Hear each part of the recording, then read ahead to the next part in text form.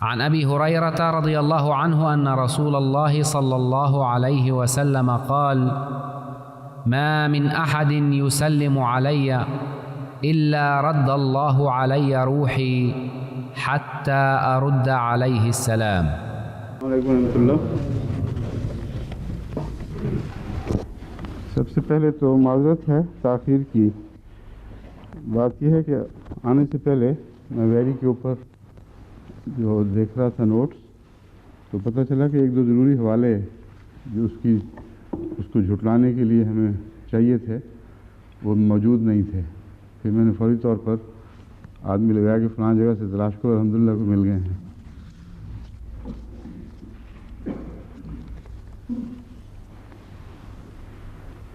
اعوذ باللہ من الشیطان الرجیم. بسم اللہ الرحمن الرحیم.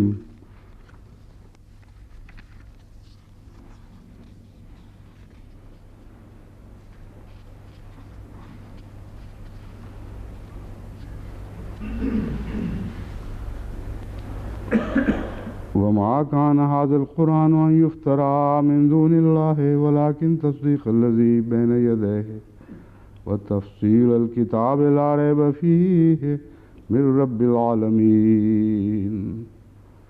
أم يقولون افتراه قل فاتوا بسورة مثله وادعوا من استطعتم من دون الله إن كنتم صادقين.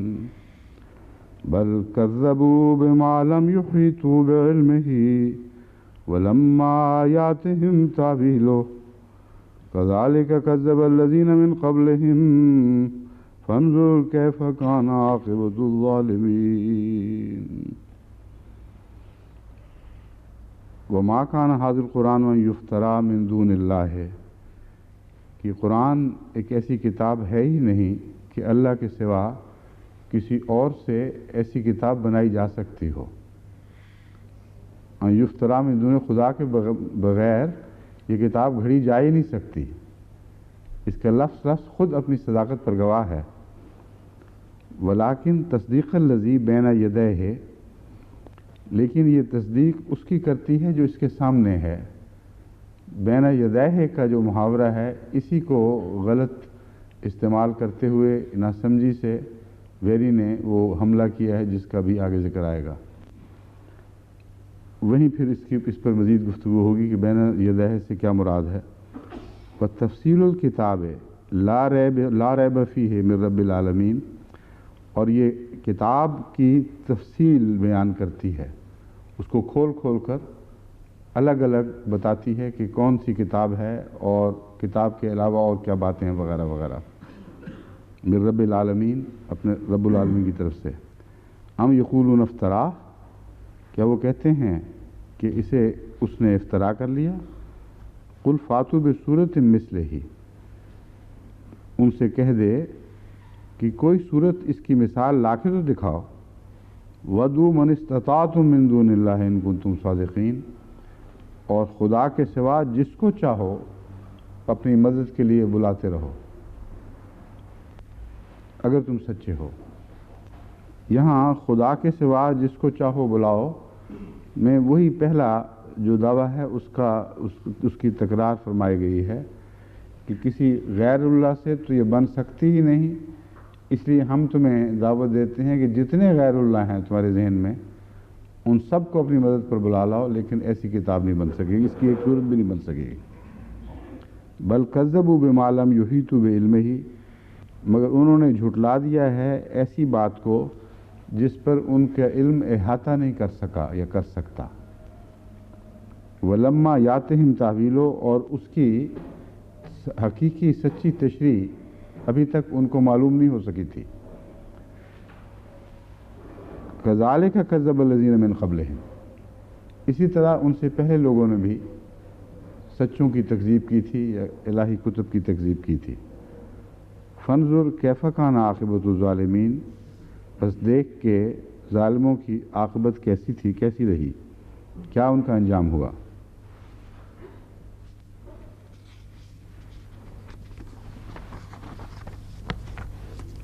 ویری صاحب کے متعلق اب میں آپ کو بتاتا ہوں یہ ان آیات کا میں نے انتخاب مضمون کی رعایت سے کیا ہے کیونکہ آگے یہی اسی مضمون پر گفتگو ہوگی۔ ویری صاحب وہ ہیں جنہوں نے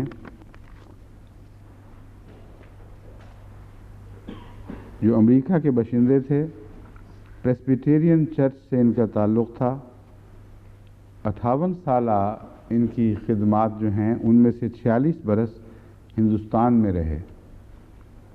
یہ اپنی امریکن بیوی سمیت اور 2 دیگر امریکن مبلغین کو لے کر بحری سفر اختیار کرتے ہوئے 5 ماہ کے عرصے میں 1868 میں کلکتے پہنچے، اور آپ کی اہلیہ کی پہلی تقرری راولپنڈی کے ہائی اسکول میں ہوئی۔ بعد ازاں لدھیانہ میں پریس کا چارج لیا۔ 1883 میں ویری کو سہارنپور میں سیمینری کے اجراء کے لیے متعین کیا گیا۔ ہمارے جس کو جامعہ احمدیہ جس طرح کہتے ہیں، اس طرح عیسائیت کی تعلیم کے دینے کے لیے جو مدرسہ ہو اسے سیمینری کہتے ہیں، جہاں انہوں نے تصنیفی خدمات سر انجام دیں، یعنی خدمت عیسائیت کے سلسلے میں پادری بھی تیار ہوتے ہیں اور تحقیقی تصنیفی کام ہوتے ہیں۔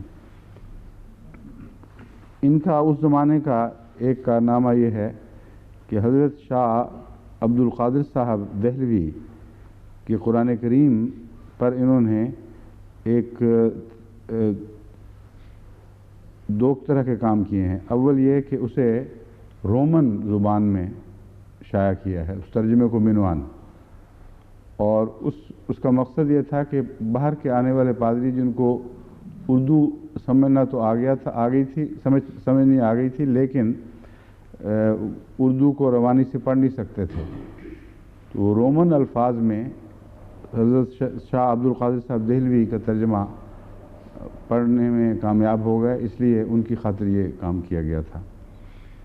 اور دوسرا مقصد یہ تھا کہ اس کے اوپر حواشی پر نوٹس لکھیں اور اس طرح ان کو قرآن کریم پر اور اسلام پر حملہ کرنے کے لیے تیار کریں۔ یہ کام بھی انہوں نے کیا۔ اس کے ساتھ انہوں نے ایک تمہید بھی لکھی، اور یہ جو واقعہ ہوا ہے 1876 میں ٹی پی ہیو کے دیباچے اور پادری ویری کے ایڈیشن کے ساتھ یہ قرآن کریم شائع ہوا ہے۔ اس طرح انہوں نے گہری تیاریاں اس زمانے سے کی ہوئی ہیں۔ اگر حضرت اقدس مسیح موعود علیہ السلام تشریف نہ لاتے، یعنی اللہ تعالیٰ ان کو نام مبعوث فرماتا، تو اس سے ہندوستان کی جو حالت ہوتی اس کا آپ تصور بھی نہیں کر سکتے کہ کس طرح عیسائیت کے لیے ایک کھلا میدان تھا، پورا ملک کلیتاً عیسائیت کے قبضے میں جا سکتا تھا۔ بہت گہری، بہت بڑی تیاریاں کی تھیں، تمام مغربی ممالک کے نمائندگان نے حصہ ڈالا ہے، باوجود اس کے کہ وہ صرف سلطنت برطانیہ کی کالونی تھا ہندوستان، مگر جس میں تمام ملکوں کے مستشرقین وہاں اکٹھے ہو گئے، انبوہ در انبوہ انہوں نے عیسائیت کے لیے اپنے علاوہ اور بھی پادری تیار کیے، اور بہت بڑی یلغار تھی ہندوستان پر، جس کے جواب میں آخر حضرت اقدس مسیح موعود علیہ السلام کو جب اللہ نے مبعوث فرمایا تو آپ نے جوابی کارروائی کی ہے۔ اور بعض مسلمان جو علماء جو احمدیت کے مخالف بھی ہیں، جیسا مولانا اشرف علی صاحب تھانوی، وہ یہ لکھنے پر مجبور ہو گئے ہیں کہ اگر مرزا غلام احمد قادیانی اپنی اس ترکیب کے ساتھ عیسائیت کے خلاف جوابی کارروائی نہ کرتا تو ہندوستان پر ان لوگوں نے چھا جانا تھا۔ پادری لیفرائے کے حوالے سے وہ لکھتے ہیں کہ وہ جب آیا تو دندناتا پھرتا تھا اور یوں لگتا تھا کہ سارے ہندوستان کو مغلوب کر لے گا، مگر پھر مرزا غلام احمد قادیان کھڑا ہوا اور اس نے اس ترکیب سے ان کی ساری جارحانہ کوششوں کو مدافعانہ کوششوں میں ہی نہیں بدلا، بلکہ میدان چھوڑ کر بھاگنے پر مجبور کر دیا۔ یہ وہ پس منظر ہے ویری صاحب کی آمد کا، اور ان دنوں ہندوستان میں کیا ہو رہا تھا جو آپ کو ذہن میں رکھنا چاہیے۔ اب یہ خود اس کی ان کا حوالہ میں بھی دیتا ہوں. کہتے ہیں انہوں نے جو کام کیے ہیں اس میں as well as writing an English commentary of the Quran which was published in 1896, he was also editor for an Urdu translation of Sheikh Abdul Qadir, Hazrat Shah Abdul Qadir. This later edition was in Roman Urdu for the use of Christian missionaries in India. On the Quran, where he said he wished to bring to light. کہتا ہے قرآن کے متعلق اپنے اس دیباچے میں لکھتا ہے, میں یہ باتیں آپ کے سامنے نمایاں طور پر رکھنا چاہتا ہوں. It's testimony to the genuineness and credibility of the Christian scriptures current in the days of Muhammad. ایک بات پیش نظر رکھیں کہ قرآن کریم نے مکمل طور پر بلا شبہ اس بات کی تصدیق کی ہے کہ حضرت محمد رسول اللہ کے زمانے میں جتنے کرسچن سکرپچرز اس وقت جاری تھے جو کسی جگہ بھی موجود ہوں, وہ تمام کے تمام کلیتاً خدا کا کلام ہے.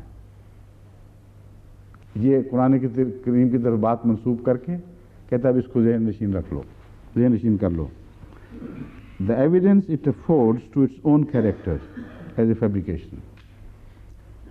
کہتا ہے یہ اس دعوے سے پہلی بات تو یہ ثابت ہو جاتی ہے کہ خود اپنی تکذیب کے لیے اس نے بنیاد قائم کر دی, اور قرآن کریم کا یہ دعویٰ کہ وہ تمام عیسائی صحیفے جو آج دنیا میں موجود ہیں وہ تمام تر سچے اور کلیتاً سچے اور تمام تر خدا کا کلام ہیں, اس بات کا قطعی ثبوت ہے کہ قرآن خود اقرار کر رہا ہے کہ میں جھوٹا اور انسان کا افتراء ہوں اور میرے ساتھ خدا کا کوئی تعلق نہیں.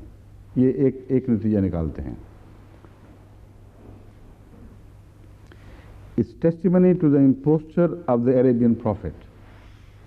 صرف قرآن اقرار نہیں کر رہا گویا کہ اپنے جھوٹا ہونے کا, بلکہ عرب کے نبی کی بھی پوری طرح تکذیب کر کے اس پر مہر تصدیق ثبت کر رہا ہے کہ عربی نبی بھی نعوذ باللہ من ذالک مفتری اور خدا کی طرف جھوٹے دعوی منسوب کرنے والا تھا.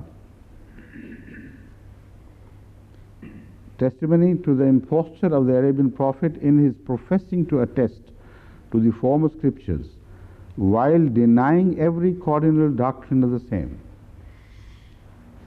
کہ ایک طرف تو یہ ثبوت اس طرح بنتا ہے, ایک طرف تو اسکرپچر کی پوری طرح تصدیق اور دوسری طرف اس کے تمام بنیادی دعوی کی تکذیب. جو عیسائیت کی بنیاد ہیں, جو اسکرپچرز میں وہ ستونوں کی طرح ہیں جس پر تمام عیسائیت کی عمارت قائم ہے, ان ستونوں کو ڈھا دیتا ہے اور کہتا ہے کہ ان کا کوئی وجود نہیں, وہ سب جھوٹے ہیں. اور دوسری طرف تمام صحیفوں کی تصدیق کرتا ہے جو موجود تھے. تو اس سے زیادہ قطعی ثبوت کیا مل سکتا ہے اس کی زبان میں نعوذ باللہ کہ یہ قرآن خود رسول عربی کو جھٹلا رہا ہے. پھر اس کے آگے کہتا ہے دوسرا جو جرم قرآن سے ثابت ہے کہ نبی عربی نے کیا وہ یہ ہے کہ in his putting into the mouth of God garbled statements as to scripture history. کہتا ہے کہ قرآن کریم جو اسکرپچر کی ہسٹری, جو عہد نامہ قدیم اور جدید کی تاریخ ہے, اس کی طرف گابلڈ سٹیٹمنٹس منسوب کرتا ہے. گابلڈ کے دو معنی ہیں, ایک تو ہے ہذیانی گفتگو, بے معنی لغو باتیں, بیہودہ سرائی, اس کو گابل کہتے ہیں. دوسرا گابل کا مطلب ہوتا ہے عمدن یا بلا ارادہ کسی جھوٹی بات کا کسی کی طرف منسوب کرنا اور اس کے معنی کو بگاڑ دینا, جو اس کا مفہوم ہے اس کے سوا کچھ اور اس کی طرف منسوب کر دینا. ان دونوں معنوں میں یہ لفظ گاربل یہاں استعمال کرتا ہے. As to scripture history, prophecy and doctrine, یہ تینوں چیزیں ہیں. To suit the purposes of his prophetic pretensions. یہ اس نے اس لیے کیا کہ اپنے جو نبوت کا جھوٹا دعویٰ کیا ہوا تھا ان جھوٹے دعوی کی تائید کی خاطر وہ ایسا کام کرتا ہے. And in his appealing to divinity to sanction his crimes against morality and decency. اور قرآن سے گویا یہ ثابت ہوتا، ان باتوں سے ثابت ہوتا ہے کہ وہ خدا تعالیٰ کو بار بار اپیل کرتا ہے، خدا تعالیٰ کے تصور کو، تاکہ اپنے جرائم اور اخلاق اور شرافت کے خلاف جو جرائم کیے ہیں، جرائم نہیں، تاکہ اپنے ان جرائم کو ڈھانکے جو نعوذ باللہ من ذالک حضرت اقدس محمد رسول اللہ نے انسانیت، شرافت، ڈیسنسی کے خلاف کیے ہیں. I wish especially to thank Sir William Muir in permitting me to make use of his most valuable work on Muhammad. My thanks are also due to Reverend R.M. Zenker, missionary Agra, without further preface, and earnestly desiring the blessing of him who is the only sinless prophet of Islam, Jesus Christ, and the only savior of fallen men. I commend this volume to the reader. یہ ہیں very صاحب کے الفاظ جو آج زیر بحث آئیں گے. یہاں ضمناً میں بتا دوں کہ the only sinless prophet of Islam کا تعلق میر احمد علی صاحب کے ساتھ بھی ایک بہت گہرا تعلق ہے. عیسائی عقیدہ جس طرح یہ ہے کہ تمام انبیاء گندے، جھوٹے، نعوذ باللہ من ذالک کئی قسم کے گناہوں میں ملوث تھے سوائے جیسس کرائسٹ کے. اسی طرح شیعوں کا عقیدہ ہے کہ حضرت علی کے سوا باقی سارے داغدار تھے. تو ایک آدمی کی پاکی بیان کرنے کی خاطر دوسروں کو گندہ کرنے کا جو رجحان ہے، یہ بین ہی عیسائیت اور شیعیت میں مشترک رجحان ہے. اب میں باری باری ان کے دعوی کو لیتا ہوں اور آپ کو بتاتا ہوں کہ کس حد تک یہ صاحب. اس کے علاوہ ایک اور بات بھی ہے، انہوں نے کچھ اور بھی کام کیے تھے، وہ میں آخر پر بیان کروں گا. یہ ایک دفعہ ایجپٹ میں ایک اسلام پر کانفرنس میں شرکت کے لیے گئے تھے، اور اس کانفرنس کے موقع پر انہوں نے جو لیکچر ہندوستان میں تیار کیا تھا وہ پڑھ کے سنایا. اس لیکچر میں احمدیت کا بھی ذکر کرتے ہیں. چونکہ اسے میں نے آخر پر رکھا ہوا ہے، جب یہ گفتگو ختم ہو جائے گی تو مجھے یاد کرا دینا، پھر اس آخری حصے کو لیں گے. پہلی بات، ان کا جو یہ تصور ہے کہ قرآن کریم یہ کہتا ہے کہ اس وقت جو صحیفے موجود ہیں، نیو ٹیسٹمنٹ، اولڈ ٹیسٹمنٹ جو بھی ہیں، سارے 100% سچے ہیں، بالکل جھوٹ ہے. واضح کھلا کھلا جھوٹ ہے، اس کی کوئی حقیقت نہیں ہے. قرآن کریم نے کہیں ایسا بیان نہیں دیا، بلکہ قرآن کریم ایک محاورہ استعمال فرماتا ہے، مصدقا لما بین یدی من التوراۃ ومبشرا برسول یاتی من بعد اسمہ احمد. یہ جیزس کی طرف منسوب کر کے وہی الفاظ کہتا ہے جو محمد رسول اللہ کی طرف منسوب ہو کر آپ سے پہلے صحیفوں کے متعلق کہے گئے ہیں. اور یہ بات مسٹر ویری کو معلوم ہے، وہ قرآن کو باقاعدہ رومن زبان میں لکھوا رہے ہیں، بڑا گہرا مطالعہ کر کے اس پہ تفصیلی نوٹس بھیج رہے ہیں. ان کو پتہ ہے کہ جو محاورہ حضرت محمد رسول اللہ کے متعلق قرآن کریم نے استعمال فرمایا ہے، بین ہی وہی محاورہ عیسیٰ علیہ السلام کے متعلق بھی استعمال کیا ہے. اس لیے اس سے جو بھی عربی تم سمجھتے ہو وہ دونوں پر برابر چسپاں ہوگی. اگر یہ مانتے ہو کہ مراد یہ تھی کہ محمد رسول اللہ کے وقت میں جتنے صحیفے موجود تھے وہ سارے کے سارے 100% سچے، 100% سچے ہیں، ان میں کوئی شک کی کہیں گنجائش نہیں، تو پھر عیسیٰ علیہ السلام کے متعلق اس سٹیٹمنٹ کے وہی معنی ماننے پڑیں گے. عیسیٰ علیہ السلام نے بھی یہی کام کیا کہ اعلان کیا کہ مجھ سے میرے وقت میں جتنے بھی صحیفے اولڈ ٹیسٹمنٹ کے کہیں کسی شکل میں موجود ہیں، میں تصدیق کرتا ہوں کہ وہ سارے سچے ہیں. یہ اگر اعلان کرتے ہیں تو کیا نتیجہ نکلے گا، یہ میں بعد میں بتاؤں گا. پہلے میں آپ کو بتاؤں کہ اس کا معنی کیا ہے. مصدقا لما بین یدیہ کا معنی ہے وہ حصہ اس کتاب کا یا اس ذکر کا جو اس کی طرف اشارہ کیا جا رہا ہے جو میرے سامنے ہے۔ بین یدیہ کا ترجمہ عموماً قرآن کریم میں مترجمین مجھ سے پہلے کا کرتے ہیں، اور واقعہ یہ ہے کہ اس کی جتنی مثالیں آپ دیکھیں گے بین یدیہ سے مراد سامنے کے ہیں، میرے ہاتھوں کے سامنے، اور اس کی تصدیق ہے جو اس وقت زیر نظر ہے، یہ ترجمہ بنتا ہے اس کا۔ میں اس کی تصدیق کرتا ہوں جس کی بحث اس وقت چل رہی ہے، جو زیر نظر معاملہ ہے اور جو خدا نے میرے سامنے رکھا ہے، اس کے سوا کوئی ترجمہ درست ثابت نہیں ہوتا۔ حضرت عیسیٰ علیہ السلام نے بھی کبھی تمام ان صحیفوں کی تصدیق نہیں کی جو اس وقت رائج تھے، لیکن جو زیر نظر معاملہ تھا، جب پوچھا جاتا تھا کہ یہ درست ہے کہ غلط ہے، تو فرماتے تھے ہاں یہ درست ہے، بائبل میں یہ لکھا ہے کہ نہیں، تو اپنے خداداد علم کے مطابق اس کی تصدیق فرمایا کرتے تھے۔ تو بین یدیہ سے مراد وہ تمام بائبل کے حوالے، مسیح کے ذکر میں یوں بات بنے گی، وہ بائبل کے تمام حوالے جو میرے زیر نظر ہیں، میرے پیش نظر ہیں، جو میرے سامنے رکھے جاتے ہیں، ان کی جن کی میں تصدیق کر رہا ہوں وہ ہیں، اس کے سوا میں اور چیزوں کی تصدیق نہیں کر رہا۔ یہ تو ہے استنباط مسیح کے متعلق، مسیح کو بھی ہم بائبل میں درج لغویات کی تصدیق سے مبرہ سمجھتے ہیں۔ یہ جاہلانہ حرکت ہے کہ جوابی حملے کی خاطر پاکوں کو بھی بیچ میں ملوث کیا جائے۔ حضرت مسیح کا کوئی قصور نہیں تھا، آپ نے کوئی جھوٹی تصدیق نہیں کی، جس طرح میں نے بیان کیا ہے اس طرح تصدیق فرمائی۔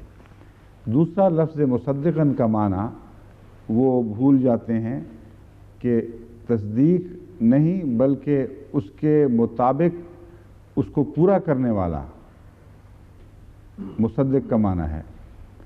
مطلب یہ ہے جیسا کہ میں نے آیت پڑھی ہے، وَإِذْ قَالَ عِيسَىٰ ابْنُ مَرْيَمَ یا بنی اسرائیل انی رسول اللہ علیکم مصدقا لما بین یدی من التوراۃ، میں وہی رسول ہوں جو تورات کی ان پیشگوئیوں کو پورا کرنے والا ہوں، ان کے عین مطابق آیا ہوں جو اس وقت میرے زیر نظر ہیں، اور وہ معین پیشگوئیاں تھیں، وہ ساری تورات نہیں تھی، اور وہ ان کو یہود کو بھی علم تھی۔ تو فرمایا کہ جو اس وقت زیر نظر قرآن بائبل کی پیشگوئیاں ہیں جن میں میرا آنے کا ذکر ملتا ہے، میں ان کا مصدق ہوں، اول معنی میں بھی کہ وہ درست تھیں، اور دوئم معنی میں بھی کہ میں ان کو پورا کرنے والا آ گیا، اور جب میں ظاہر ہو گیا تو پھر ان کے جھوٹا ہونے کے متعلق کیا گفتگو کا موقع رہ جاتا ہے، اس کا سوال ہی نہیں باقی رہتا۔ اور صرف یہی نہیں بلکہ وہ مبشرم برسول یاتی من بعد اسمہ احمد، جس طرح پہلی پیشگوئیوں کا مصداق بن کر، مصداق لفظ اور مصدق کو اکٹھا سے پڑھیں تو پھر سمجھ آ جاتی ہے بات کی، پہلی پیشگوئیوں کا مصداق بن کر میں آیا ہوں، اسی طرح آنے والے کے لیے بھی پیشگوئی چھوڑ کے جا رہا ہوں، یاتی من بعد اسمہ احمد، جو میرے بعد آئے گا اس کا نام احمد ہوگا۔ یہ جو حوالہ ہے اس کی تائید میں جو میں حوالہ پیش کروں گا اسی کی تلاش میں کچھ دیر ہو گئی تھی۔ میرے ذہن میں تھا کہ فلاں جگہ موجود ہے، لیکن جو تحقیق گروپ تھا ان کو کہیں مل نہیں رہا تھا، پھر میں نے کہا فلاں کتاب سے ڈھونڈو، تو خدا کے فضل سے وہاں مل گیا، اور وہ یہی ہے نا حوالہ وہ، ہاں۔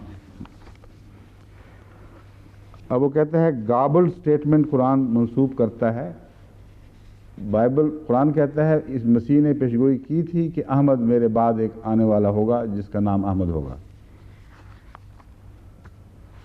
اس سلسلے میں یاد رکھیں کہ بائبل نے جو لفظ استعمال کیے ہیں، وہ ایک جو لفظ استعمال کیا ہے احمد کے لیے، وہ گریک لفظ ہے جو دو طرح سے پروناؤنس ہوتا ہے، اس کو ادا کیا جاتا ہے، یعنی دو لفظ ہیں اصل میں، ایک نہیں، ملتے جلتے۔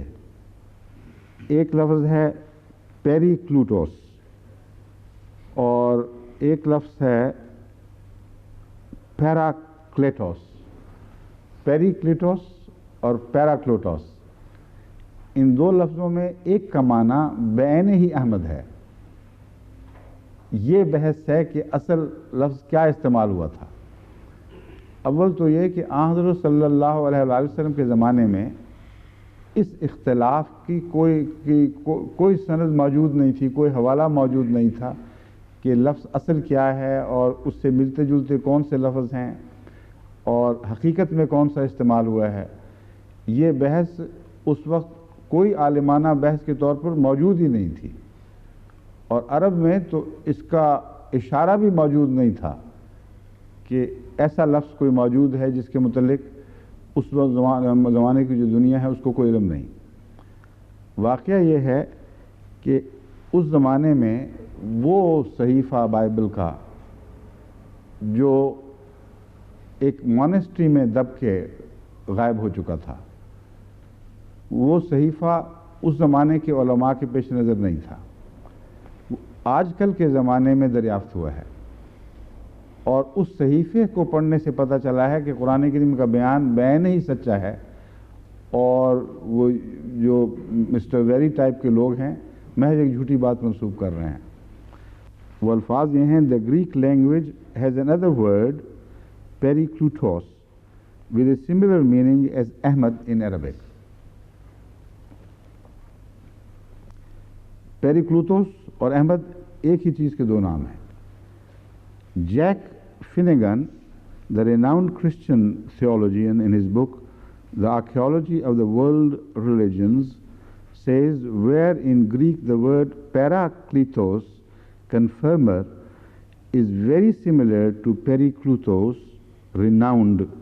یہاں وہ ترجمہ کر دیتا ہے renowned، حالانکہ اس کا ترجمہ احمد ہی ہے، دوسرے اسکالر تسلیم کرتے ہیں۔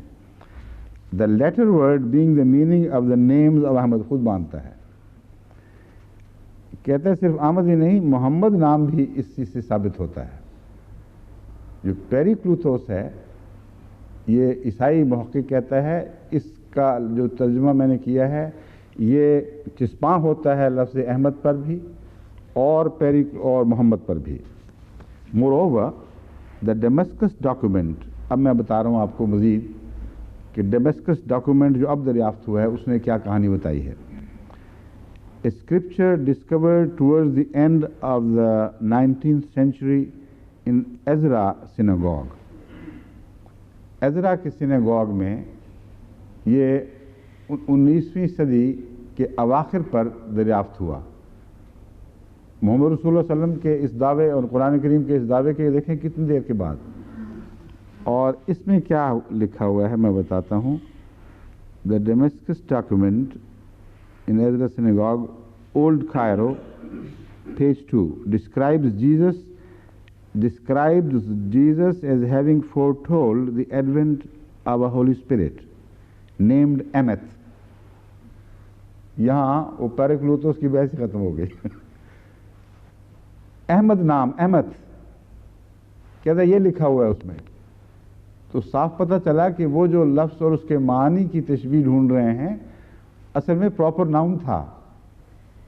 جیسس نے نیمڈ احمد کہا تھا، اس کا نام احمد ہوگا۔ اب احمد اور احمد تو اتنے قریبی آوازیں ہیں اور یہ متبادل ساؤنڈز کہلاتی ہیں جو ایک ملک سے دوسرے ملک میں جا کر کچھ تبدیل ہو جاتی ہیں، لیکن اس کا بنیادی تصور اسی طرح دکھائی دینے لگتا ہے کہ کیا تھا، اور وہ ہے Ahmad. Named Emmeth, and by his Messiah he has made them know his Holy Spirit. For it is he who is Emmeth, that is the truthful one, and in accordance with his name are also theirs. آگے کچھ حوالہ چھوٹ گیا ہے۔ Emmeth in Hebrew means the truth or the truthful۔ اس لیے چونکہ احمد کا معنی ٹروتھ اور ٹروتھفل ہے، اس لیے، اور حالانکہ جیسس نے کہا تھا اس کا نام احمد ہوگا، بعد کے عیسائیوں نے اس کا ترجمہ سچائی کا شہزادہ اور سچائی والا اس قسم کا کر دیا تاکہ عیسائیوں کی توجہ حضرت محمد رسول اللہ کی طرف نہ ہو سکے، اور جو پیشگوئی قرآن کریم نے بیان کی ہے اس سے توجہ ہٹ جائے۔ اب اس کو کہتے ہیں گاربلنگ۔ قرآن گاربلنگ نہیں کر رہا، تم لوگ گاربلنگ کر رہے ہیں۔ جان بوجھ کر شرارت سے یہاں اس کا بھولپن کا کوئی موقع باقی نہیں رہا. تم جانتے ہو، دیکھا ہے کہ احمد نام اسکرپچرز میں لکھا ہوا ہے. ایسے اسکرپچرز میں لکھا ہوا ہے جو ہزار سال سے زائد سے رسول اللہ علیہ وسلم کے زمانے سے پہلے سے مدفون تھے. آپ کے زمانے میں ان کا کوئی ذکر و وجود نہیں تھا. وہاں احمد لکھا ہوا دیکھتے ہو، جانتے ہو کہ جیسس نے کہا تھا اس کا نام ہوگا.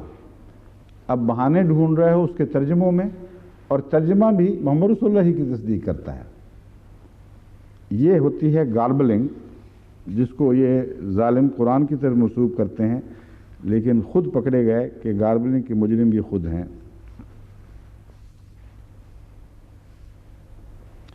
ایک اور لطف کی بات یہ ہے کہ یہی آثر جو بہت بڑی اتھارٹی ہے اس مضمون پہ، کہتا ہے this word was interpreted by the Jews as God seal, خاتم. یعنی محمد رسول اللہ کا صرف نام ہی درج نہیں، آپ کی اعلیٰ اور عرفہ شان بھی درج ہے کہ وہ احمد ہوگا، یعنی ان معنوں میں بھی کہ وہ خاتم ہوگا، وہ اللہ کی طرف سے وہ خاتم بن کر دنیا میں ظاہر ہوگا. Naturally though, Jesus must have used the name Ahmad.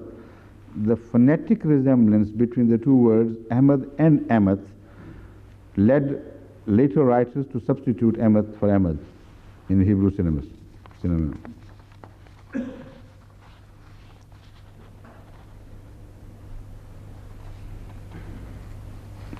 دوسرا لفظ قرآن کریم نے استعمال فرمایا محمد. یہ جو کہتے ہیں نا گاربل کیا ہوا ہے انہوں نے، وہ قرآن کریم میں آتا ہے الذین یتبعون الرسول النبی الامی الذی یجدونہ مکتوبا عندہم فی التوراۃ والانجیل یامرہم بالمعروف وینہاہم عن المنکر ویحل لہم الطیبات ویحرم علیہم الخبائث ویضع عنہم اصرہم والاغلال التی کانت علیہم وغیرہ. کہتے ہیں اللہ قرآن کریم فرماتا ہے الذین یتبعون الرسول النبی الامی الذی، وہ پاک اہل کتاب نیک لوگ جو اس نبی کی پیروی کرتے ہیں. اس لیے پیروی کرتے ہیں کہ وہ نبی الامی الذی جس کی پیروی کرتے ہیں اس کو کتاب تورات میں اپنے ہاں لکھا ہوا دیکھتے ہیں، اس کا نام اپنے ہاں لکھا ہوا دیکھتے ہیں.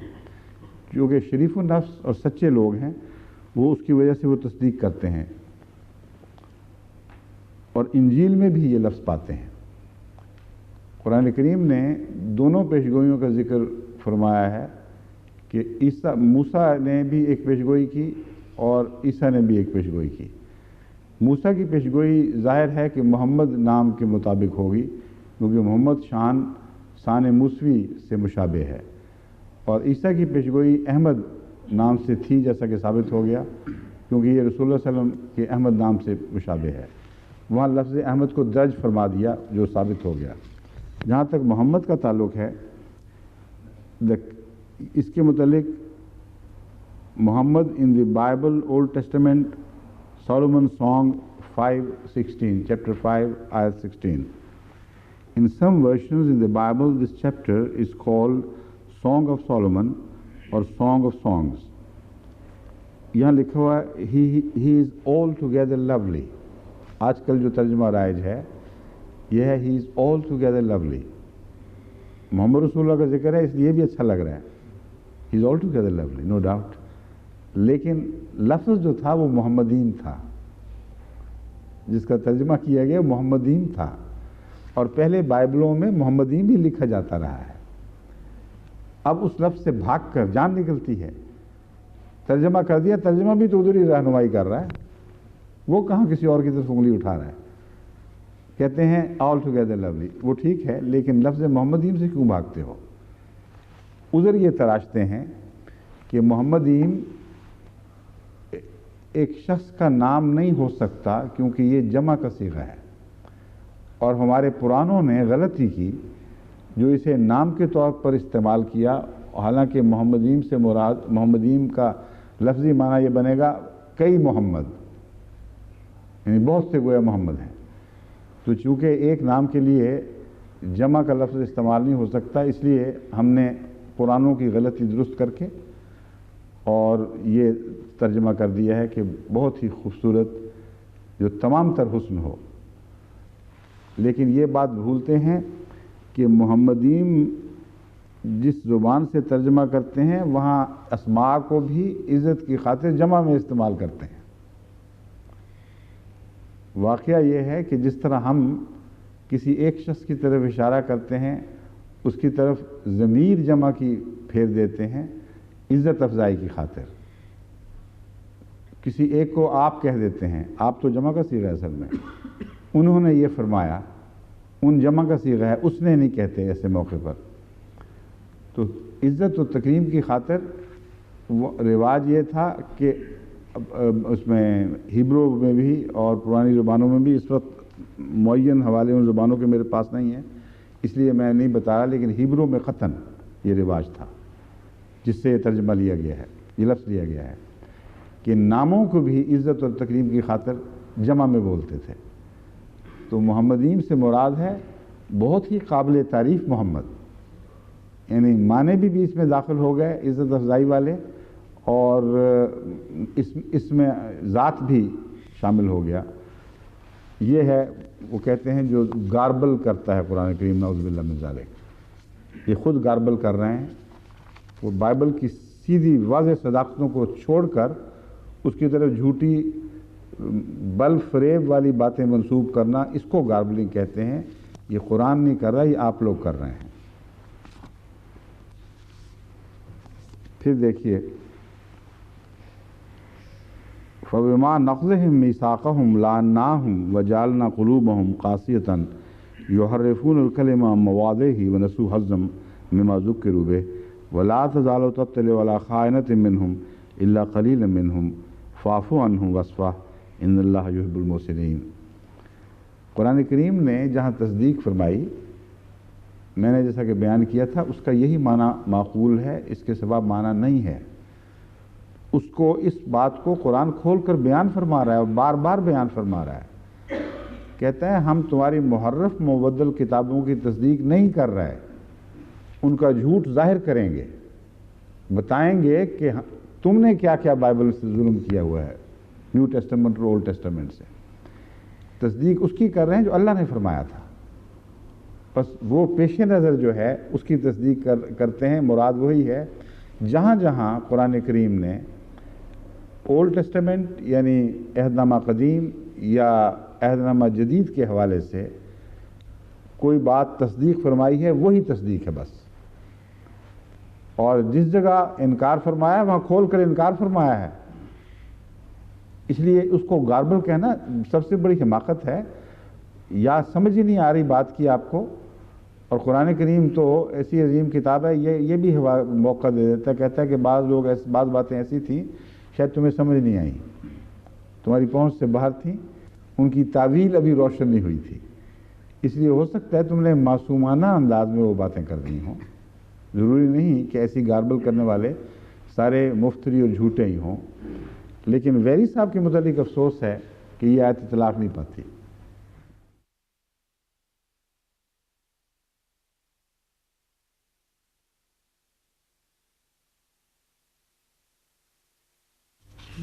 بس اب دیکھیں، اللہ تعالیٰ فرماتا ہے یحرفون الکلمہ عن مواضعہ ونسوا حظا مما ذکروا بہ، اور ایک دوسری جگہ فرماتا ہے کہ اپنے ہاتھوں سے لکھتے ہیں اور خدا کی طرف منسوب کر دیتے ہیں۔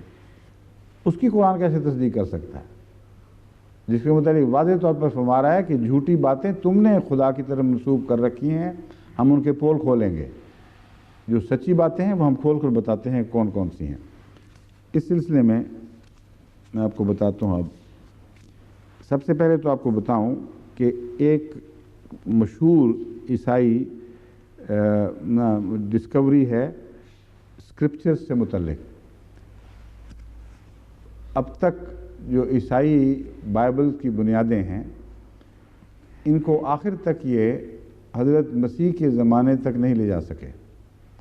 بیچ میں ایک بہت بڑا صدیوں کا خلا ہے جسے اب تک پر نہیں کر سکے۔ قرآن پر تو حملے کرتے ہیں، بعد میں بن گیا، حالانکہ محمد رسول اللہ کے زمانے سے مسلسل لکھا بھی جا رہا ہے، گواہ موجود ہیں۔ جب نسخہ بنایا گیا اس وقت سب لوگ بار بار بلائے جاتے تھے، گواہیاں لی جاتی تھیں نسخے کی تائید میں۔ اور بائبل کی اوتھینٹسٹی کا جو اس وقت حال ہے وہ یہ ہے کہ قدیم ترین نسخہ جو واقعتاً مصدقہ کہلا سکتا ہے اب تک موجود ہے، وہ ایک ترجمہ ہے یا چند تراجم ہیں۔ وہ کہاں ملے، کب ملے، وہ میں آپ کو بتاتا ہوں۔ On 26th May 1975, the monks of St. Catherine's made a remarkable discovery. Saint Catherine کے پادریوں نے ایک حیرت انگیز دریافت کی due to a fire in the chapel of St. George built into the north side of the monastery. وہ جہاں منکس رہا کرتے تھے راہب ان کے، وہاں اس کے شمالی حصے میں آگ لگ گئی۔ The monks decided to clear out wood under the chapel. انہوں نے فیصلہ کیا کہ چیپل کے نیچے جتنی بھی لکڑی پڑی ہوئی ہے اس سب کو دور کر دیا جائے تاکہ آگ نیچے جا کر سارے چیپل کو نہ تباہ کر دے۔ On doing so, they uncovered a long discussed cell whose ceiling had caved in. I'm sorry, disused ہے لفظ اصل میں، میں حیران تھا ڈسکس کہاں سے آ گیا۔ They uncovered a long disused cell whose ceiling had caved in due to an earthquake which shook the monastery in the 18th century. 18ویں صدی میں زلزلہ آیا جس کی وجہ سے وہ بیٹھ گئی مونسٹری کئی جگہوں سے، اور بہت سے ان کے ریکارڈز تھے جن کو اس ملبے نے دبا لیا۔ Amongst the discoveries were well over 1,000 previously unknown documents. کہتے ہیں حیرت انگیز ڈسکوری یہ تھی کہ تقریباً 1000 ڈاکومنٹس جو بالکل ہمارے علم میں نہیں تھے، اس اب تک نامعلوم تھے اور ان منکس کے علم میں بھی نہیں تھے، وہ نیچے سے نکل آئے۔ Written in Greek, Arabic, Syrian, Armenian, Ethiopian, Georgian, and Latin. Buried for nearly 200 years, unknown to the outside world for 2000 years. 2000 years یاد رکھیں۔ کہتے ہیں اگرچہ دفن تو 200 سال پہلے ہوئے ہیں لیکن باہر کی دنیا کو 2000 سال سے وہ معلوم نہیں تھے کہ وہ کیا ہیں۔ But the masterpiece of the discovery، اب 2000 سال کو 1975 سے پہلے لے جائیں تو رسول اللہ صلی اللہ علیہ وسلم کے زمانے سے پہلے کا زمانہ ہے، یعنی بہت پہلے کا زمانہ، حضرت عیسیٰ کے زمانے کے قریب کا زمانہ ہے۔ But the masterpiece of the discoveries was the Codex Sinaiticus. یہ ہے Codex Sinaiticus جو اس وقت پیش نظر ہے۔ میں آپ کو تعارف کروا رہا ہوں کہ جب یہ کہتے ہیں کوڈیکس سینیٹیکس تو اس کو کیا مراد ہے۔ یہ جو ڈسکوریاں ہوئی ہیں ان کو یہ حوالہ دیتے ہیں کوڈیکس سینیٹیکس۔ اب سنیے، ٹیشنڈورف ایک جرمن اسکالر تھے جنہوں نے پھر جا کر وہاں بہت تحقیق کی، ان کے موازنے کیے موجود حوالوں سے، پرانی کتب جو منسوب ہوتی تھیں عیسائیت کی طرف ان سے لفظاً مقابلے کیے، بہت ہی گہرے عالم تھے، بڑی محنت کی۔ وہ کہتے ہیں، ان کے متعلق لکھا ہے کہ Tischendorf discovered among various versions of the Bible the world's oldest Bible in a monastery on Mount Sinai. سینیٹیکس اس لیے کہا جاتا ہے کیونکہ یہ ماؤنٹ سائنائے میں بائبل تھی، یہ وہیں کی مونسٹری ہے۔ That is the Codex Sinaiticus. Through his assertion that the Codex Sinaiticus was supreme among biblical manuscripts containing the complete New Testament, an unparalleled witness in the Old Testament, to the Old Testament, he came to conclusion as to its authenticity. اس نے کہا اب تک جتنی کتابیں ہیں ان سب سے زیادہ قابل اعتماد، سب سے بلند پایا یہ چیز ہے اس کا کوئی اور مقابلہ نہیں. اس کے حوالے سے ہم دوسری کتب کی تصدیق کریں گے. Among the discoveries at St. Catherine's Monastery were Codex Sinaiticus, Codex Syriacus, Codex Vaticus and Codex Bobinensis. یہ کہتے ہیں وہاں جو مونسٹری تھی وہاں سے یہ کوڈکس سینیٹیکس بھی نکلی ہے. یعنی یہ کوڈکس سینیٹیکس جو سائنائے کی پہ لکھی گئی، جس کے متعلق کہا جاتا ہے کہ وہاں اس کی طرف منسوب ہوتی ہے، وہ بھی وہاں دریافت ہوئی. کوڈیکس سیریاکس بھی دریافت ہوئی جو سیرین کوڈیکس ہے. کوڈیکس ویٹیکس بھی دریافت ہوئی اور کوڈیکس بوبینسس بھی دریافت ہوئی. None of these texts contain the last 12 verses of the Gospel of Mark. یہ ہے ٹیشنڈورف کی تحقیق. کہتا ہے یہ چاروں کی چاروں گواہ ہیں کہ مارک کے آخر پر جو 12 مارک کے فلاں چیپٹر لاسٹ چیپٹر کی آخری 12 آیات جھوٹی ہیں، مصنوعی ہیں، ان کا ان میں کہیں ذکر نہیں ملتا. یحرفون الکلمہ من بعد مواضعہ، اور اپنے ہاتھوں سے لکھ کر خدا کی طرف منسوب کرتے تھے. Which are the verses which contain the description of Jesus' resurrection and appearance. یہ وہی آیات ہیں جن پر موجودہ عیسائیت بنا کرتی ہے کہ دیکھو حضرت عیسیٰ کے زندہ آسمان پر چلے جانے کا قطعی ثبوت ملتا ہے. یہ ٹیشنڈورف کہتا ہے کہ وہ ساری آیات ہی مصنوعی ہیں اور صاف پتہ لگ رہا ہے کہ وہاں کسی اسکرائب نے عیسائی عقیدے کو تقویت دینے کی خاطر اس سراسر یہ جھوٹی کہانی گھڑ کر اپنی طرف سے وہاں لکھ دی ہے. اور بھی بہت سے حوالے ہیں، کیونکہ وقت تھوڑا ہے اس لیے میں باقیوں کو ترک کر رہا ہوں. لیکن اب دیکھ لیے کہ گاربل کون کرتا ہے. قرآن کریم یا تم لوگ یا تمہارے اسکرائبس، یہ گاربلنگ ہوتی ہے. جہاں تک قرآن کریم کی باتوں کا تعلق ہے میں ابھی اس پر آتا ہوں، میں اسی لیے جلدی کر رہا ہوں کہ ان باتوں میں زیادہ وقت نہ لگ جائے. جو گاربلنگ اصل گاربلنگ ہے بائبل میں، اس کو قرآن کریم چھوڑ رہا ہے، اس کا کوئی ذکر نہیں کرتا. یہ قرآن کریم کا احسان ہے بائبل پر کہ بتا رہا ہے کہ ما بین یدیہ جو ہمارے سامنے ہے وہ سچا ہے، جو ہم تمہارے سامنے پیش کر رہے ہیں وہ سچا ہے. جو ہم نے ترک کر دیا ہے اس کی کوئی ضمانت نہیں ہے. اس میں سے ایک تو وہ حصہ ہے جسے تم نے اپنے ہاتھوں سے لکھا اور خدا کی طرف منسوب کر دیا، اس کی مثال میں نے دے دی. اور ایک ایسا حصہ ہے جو نہایت لغو باتوں پر، ہذیانی باتوں پر مشتمل ہے، جس کا خدا سے کوئی تعلق نہیں ہو سکتا. Salomon loved many foreign women، یہ اس میں سے ایک یہ ہے جس کو قرآن کریم رد کرتا ہے. Besides the daughter of the king of Egypt, he married Hittite women and women from Moab, Ammon, Edom, and Sidon. He married them even though the Lord had commanded the Israelites not to intermarry with these people, because they would cause the Israelites to give their loyalty to other gods. Solomon married 700 princesses and also had 300 concubines. 1000 پوری کر لیے. They made him turn away from God. یہ حضرت سلیمان کا تصور ہے جس کا سالومن ٹیمپل مشہور ہے، جس کی وجہ سے بیچارے مسلمانوں کو وہاں بار بار مظالم کا نشانہ بنایا جاتا ہے کہ یہ ٹیمپل تم نے کیوں قبضہ کر لیا.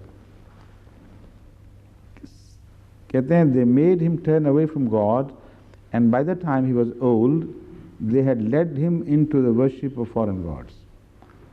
ان 1000 بیویوں نے جب وہ بوڑھے ہوئے تو دیکھا تو اب تو ان کا یہی مصرف رہ گیا کہ ان سے شرک کروایا جائے. تو اس وقت ان کو پھر معبودان باطلہ کے سامنے سر جھکانے پر مجبور کر دیا. He was not faithful to the Lord his God and his father David as his father David had been. کہتے ہیں یہ وفادار نہیں تھا ڈیوڈ کی طرح. اور جب ڈیوڈ کو پڑھو تو وہاں بھی اتنے گند ڈالے ہوئے انہوں نے کہ اس کی بات آئے گی تو آپ حیران رہ جائیں گے. یہ ہے وہ بائبل کی گاربل جو خدا نے نہیں کہی. جو سراسر جھوٹ ہے. اس گاربل کو قرآن کے بیان پہ مقابل کر کے دیکھیں تو تب آپ کو پتہ چلے گا کہ ورڈ آف گاڈ کیا ہوتا ہے اور ورڈ آف مین کیا ہوتا ہے. زمین آسمان کا فرق ہے. ایک پاکیزہ کلام انبیاء کی شان کے مطابق ان کے نقشے کھینچنے والا، یہ محسن اعظم کتاب جس نے تمہاری تمام غلطیوں کی پردہ پوشی فرمائی اور احسان کے ساتھ اس گند کا ذکر بھی نہیں کرتا کہ ان لغو باتوں کو کیوں چھیڑا جائے. اس کو گاربل کہتے ہو اور اس گاربل کو خدا کا کلام کہہ رہے ہو.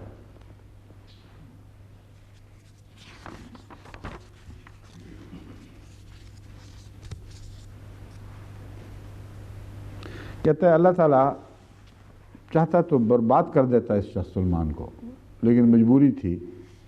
کیوں؟ کہتا ہے So the Lord was angry with Solomon and said to him, Because you have deliberately broken your covenant with me and disobeyed my commands, I promise that I will take the kingdom away from you and give it to one of your officials. However, for the sake of your father David, I will not do this in your lifetime. یہ حضرت داؤد کی خاطر کہتے ہیں چلو تم کر لو جو کرنا ہے. But during the reign of your son, میں اس وقت اس کنگڈم کو ختم کروں گا. قرآن کریم جو یہ بیان کیسی لغو بات ہے. جرم کوئی کر رہا ہے اور سزا کسی اور کو دی جا رہی ہے. قرآن دیکھیں کتنا خوبصورت کلام ہے اور کتنا سچا کلام ہے. فرماتا ہے سلیمان کا کوئی قصور نہیں تھا. اس نے جو دعا کی تھی اللہ نے قبول فرمائی، بے مثل حکومت اس کو عطا کی. اس کا بیٹا تھا جو ایک کیڑے کی طرح تھا، جو اپنے باپ کے عصا کو کھاتا چلا جا رہا تھا. اس کی بد کرداریاں تھیں جو بالآخر اس سلطنت کے تباہ ہونے پر منتج ہوئیں، اور اسی کے زمانے میں جا کر یہ زوال ہوا ہے. تو بائبل یہ کہہ رہی ہے، جس کو میں گاربلنگ کہہ رہا ہوں، کہ یہ سارا قصور سلیمان کا تھا. اللہ تعالیٰ نے داؤد کی خاطر سلیمان کو سزا سے بچا لیا، اور یہی دلیل آگے چلی، اور سلیمان کے گناہوں کی خاطر بدلے میں اس کے بیٹے کو تباہ کر دیا. یہ ہے بائبل کی وہ گاربل جو خدا کا کلام نہیں ہے، جس کو قرآن واضح طور پر رد فرما رہا ہے.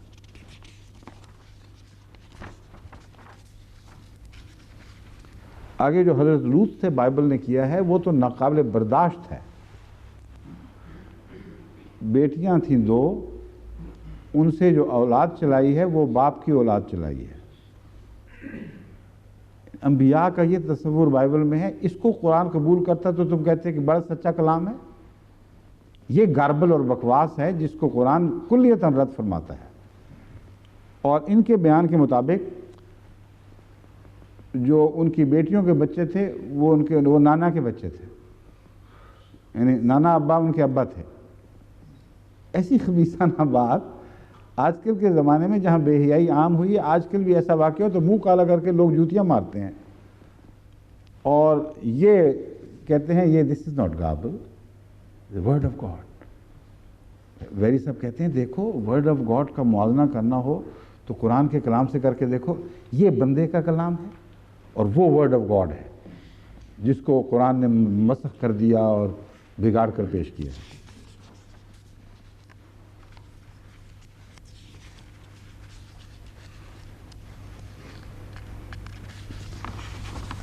پھر ورڈ آف گاڈ جو بائبل کا ہے وہ کیا کہتا ہے جس کو قرآن نے رد کیا ہے.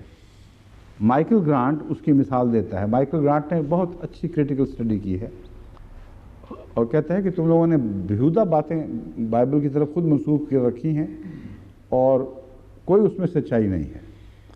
اور جو مسیح کی اصل پیشگوئیاں تھیں وہ روحانی معنی رکھتی تھیں، ان کو چھوڑ کر تم نے مسیح کی پیشگوئیوں کا حلیہ بگاڑ دیا ہے. یہ خود مائیکل گرانٹ عیسائی محقق اور بہت قابل انسان ہیں. ان کے متعلق بایو ڈیٹا میں آپ کو بتاؤں گا، اگر وقت ملا تو پھر آپ کو پتہ چلے گا. انہوں نے کہتے ہیں، یہ مثال دیتے ہیں،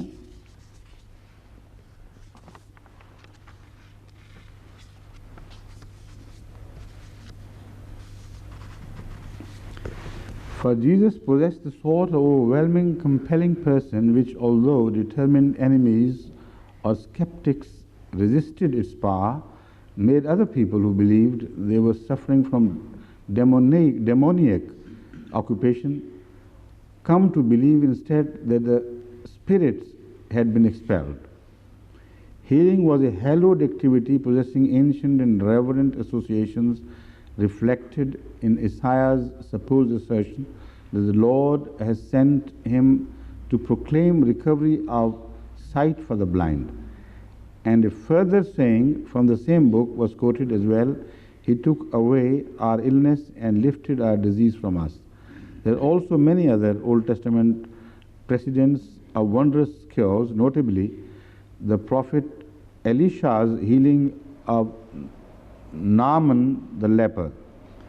Subsequently, such miracles were spoken of at Qumran. Rabbi Hanina bin Dosa, too, a Galilean sage of the 1st century AD, was credited with similar healing miracles, and so were many later Jewish rabbis. Indeed, miraculous cures enjoyed far higher repute than healing by medical means. For although the Talmud reports the presence of doctors in all fair-sized Jewish communities, they were ignored or slighted in the Old Testament, and numerous popular stories, too, deprecated the profession. This tradition is echoed in a passage of Mark, where physicians are said to have made a sick woman worse, and Luke, according to one version of this text, asserted that she had spent all she had on doctors. یہ جو قصہ ہے خلاصہ اس کا یہ، میں سارے کا ترجمہ پڑھنے کا وقت نہیں ہے. خلاصہ کہتے ہیں کہ دراصل مسیح کی طرف جو انہوں نے موضوع بنا کے منسوب کیے ہوئے ہیں، یہ تو تالمود میں بھی مذکور ہیں، اس زمانے میں اور انبیاء کی طرف بھی منسوب ہوتے ہیں، اور یہ ایک پاپولر کہانی تھی کہ ڈاکٹروں کو تو معطوب کیا جائے، ان میں کیڑے ڈالے جائیں کہ ان سے تو کچھ نہیں ہوتا، اور جن جو ہے وہ صرف خدا والوں کے قابو آتے ہیں. یہ وہی جہالت ہے جو آج کل ہمارے ملک میں بھی پائی جاتی ہے. انگلستان میں بھی ایک بیچاری بچی کو چند سال پہلے ایک جن نکالنے والے مولوی نے مار کے جان سے ہی مار دیا، اور وہ مقدمہ یہاں چلتا رہا بڑی دیر تک. وہ قید ہے غالباً آج کل. وہ پیر صاحب تھے جو غالباً مباہلے کے زمانے میں بھی بڑا بولے تھے. وہ ان کے ریکارڈ میں نے سارے درج کروائے ہوئے کہیں. بہرحال یہ وہ ہیں جن نکالنے والے مولوی جو قدیم سے چلے آ رہے ہیں. تو گرانٹ صاحب کہتے ہیں کہ یہی موضوع تم نے منسوب کر دیے حضرت مسیح کی طرف. پھر حوالہ دیتے ہیں کہ وہ واقعہ دیکھو ذرا، وہ کوئی واقعہ ہے قابل قبول. کہتا ہے مسیح نے ایک شخص کا جن نکالا آخر، اور اس کے کہنے پر، اصرار پر اس نے کہا جی میرا جن نکال دو اور کچھ نہیں ہوتا. انہوں نے کہا اچھا میں نکالتا ہوں، لیکن یہ جن کہاں ڈالوں گا؟ اور تو پھر 2000 ایک روایت میں لکھا ہوا ہے 2000 سور چر رہے تھے وہاں.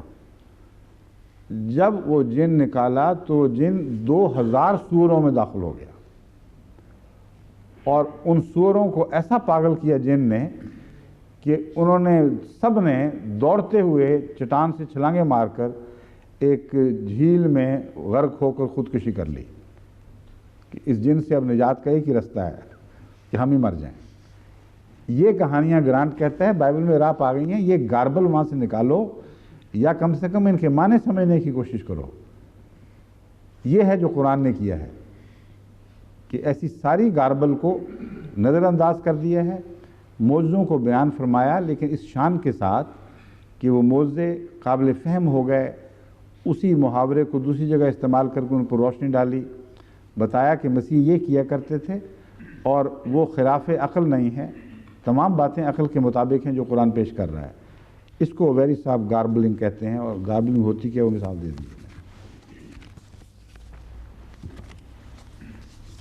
دیجیے. اگلا مواد کہاں ہے؟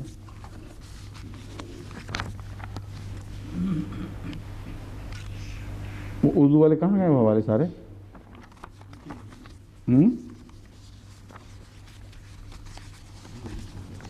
جناب پریس صاحب کچھ بتائیں.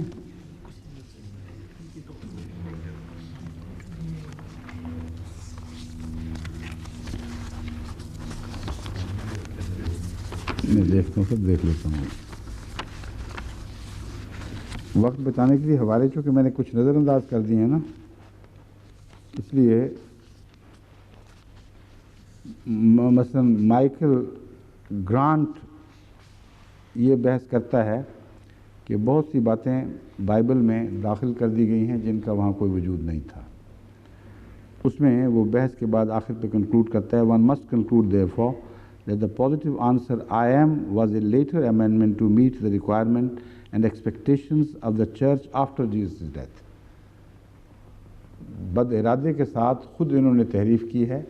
جب وہ پائلٹ کے سامنے مسیح پیش ہوئے ہیں اور بعض سوالات کے جواب میں کہا اٹ از وٹ یو سے، جیسا کہ تم کہہ رہے ہو، اور جہاں یہ آیا کہ کیا تم سن آف گاڈ ہو، وہاں کہا ہاں. کہتا ہے یہ قطعی طور پر ثابت ہوتا ہے. اور اسی کو ورسے جو ایک اور بہت بڑے اسکالرز ہیں، زندہ ہیں آج کل، وہ بھی اس کی تائید میں کہتے ہیں کہ اس کا کوئی وجود نہیں ہے. مسیح نے کہیں نہیں کہا تھا کہ میں ہوں سن آف گاڈ. اس نے کہا تھا تم کہہ رہے ہو، بس یہی بات وہ دہراتا تھا ہر بات میں. تو یہ بھی مثال ہے جو وہاں سے لی گئی ہے. ویل للذین یکتمون الکتاب بایدیہم ثم یقولون ھذا من عند اللہ لیشتروا بہ ثمنا قلیلا ویل لہم مما کتبت ایدیہم وویل لہم مما یکسبون. اس کی مثالیں میں دے چکا ہوں. ترجمہ یہ ہے کہ ہلاکت ہو ان لوگوں کے لیے جو اپنے ہاتھ سے کتاب کو لکھتے ہیں پھر وہ کہہ دیتے ہیں یہ اللہ کی طرف سے ہے. لیشتروا بہ ثمنا قلیلا، اس سے تھوڑا سا دنیا کا فائدہ حاصل کرتے ہیں. ویل لہم مما کتبت ایدیہم، ہلاکت ہو ان کے لیے جو ان کے ہاتھوں نے لکھا. ویل لہم مما یکسبون، اور ہلاکت ہو اس مال کی، اس فائدے کی جو انہوں نے کمایا. قرآن کریم نے جو باتیں بائبل کے متعلق کہی ہیں اگر وہ گاربل ہیں تو اس کی مثالیں سن لیجئے. وہ گاربل کیا ہے؟ قل یا اہل الکتاب تعالوا الی کلمۃ سواء بیننا وبینکم اللہ نعبد الا اللہ ولا نشرک بہ شیئا. کہہ دے اے اہل کتاب اس کلمہ کی طرف آ جاؤ جو ہمارے اور تمہارے درمیان مشترک ہے. لا نعبد الا اللہ ولا نشرک بہ شیئا، ہم خدا کے سوا کسی کی عبادت نہیں کریں گے اور اس کا کوئی شریک نہیں ٹھہرائیں گے. اس کے حوالے کہاں رکھے ہوئے ہیں؟ مل گئے ہیں؟ ہاں میں آج ماڈرن ڈاکٹرین میں، ہاں عبادت خدا کے سوا صرف خدا کی عبادت کرنی، اس کا حوالہ ہے یہاں، ہے نا؟ پھر مغل کیوں گئے تھے؟ کون سا ہے؟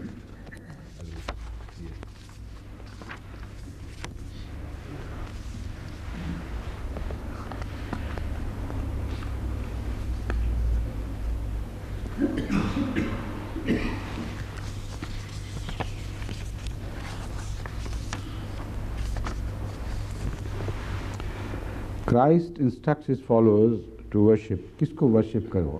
یہ قرآن بائبل میں ہے. Jesus said, the time approaches indeed, it is already here, when those who are real worshippers will worship the Father in spirit and in truth. Such are the worshippers whom the Father wants. صرف خدا کی عبادت کی تلقین فرمائی ہے اور قرآن یہی کہہ رہا ہے کہ مسیح نے خدا کی عبادت کی تلقین کی تھی، رب کی جس کو تم فادر کہہ رہے ہو، اور کسی کی عبادت کی تلقین نہیں کی. اس لیے خدا کی طرف گاربل منسوب نہ کرو. اور ویری صاحب کہتے ہیں یہ گاربل ہے. اب بائبل کے حوالہ پڑھ دیا، بتائیں گاربل کیا ہے؟ جو تم اس آیت کی طرف باتیں منسوب کر رہے ہو اس قسم کی آیات کے خلاف، وہ گاربل ہے. جو قرآن کہہ رہا ہے وہ سچا ہے. God is spirit and those who worship him must worship in spirit and in truth. یہ دوسرا حوالہ ہے جان 4:23-24.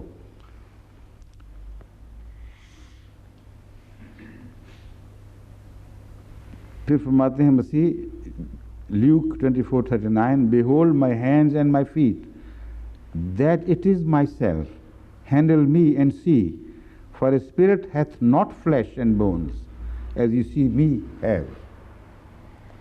فرماتے ہیں خدا اسپرٹ ہے، اسپرٹ کی میں اس کی عبادت کرو، اور میں آؤ میرے ہاتھ لگا کے دیکھو، یہ فلیش ہے، یہ بونز ہیں، یہ اسپرٹ نہیں ہے۔ تو اپنی عبادت کا نہ صرف عبادت کی طرف دعوت نہیں دیتے، بلکہ اس تصور کو جھٹلا رہے ہیں کہ ہو ہی نہیں سکتا، میری بات کیسے کرو گے؟ God is spirit and those who worship him must worship in spirit and in truth. Behold my hands and my feet, that it is myself. Handle me and see, for a spirit hath not flesh and bones, as you see me. Bracket peh have. No, bracket mein वैसे ही बाहर दिया, as you see me have.